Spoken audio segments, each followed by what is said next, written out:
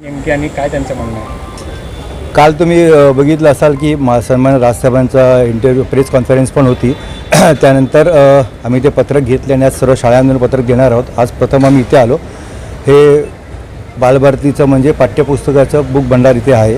तर त्याकरता आम्ही प्रथम इकडे आलो. इथून सुरुवात करणार आहोत शाळेमध्ये पत्रक सर्व द्यायला.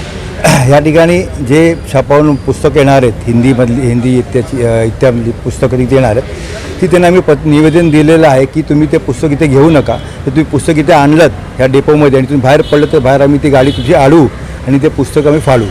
त्यांनी त्याचं आम्ही निवेदन दिलं तर त्यापर्यंत त्यांना सांगितलेलं पण आहे. त्यांनी पण तसं ते ठराववरती मांडणार आहेत सांगणार आहेत त्यांच्या वरिष्ठांना. अशा प्रकारे आम्ही त्यांना निवेदन दिलेलं आहे. आज मुख्यमंत्रीचं म्हणणं आहे सक्ती नाही आहे पण हिंदी भाषा ही शिकण्यासारखी आहे, पण असं त्यांचं म्हणणं आहे. तर पण काल राज ठाकरे यांनी म्हटलं हिंदी सक्ती महाराष्ट्रातच का, याच्यावरती काय करतात? हा बरोबर ना. इतर राज्यामध्ये गुजरात आहे, साऊथचे जे स्टेट्स आहेत तिकडे कुठेच नाही आहेत. फक्त महाराष्ट्रातच काय करत आहेत ना.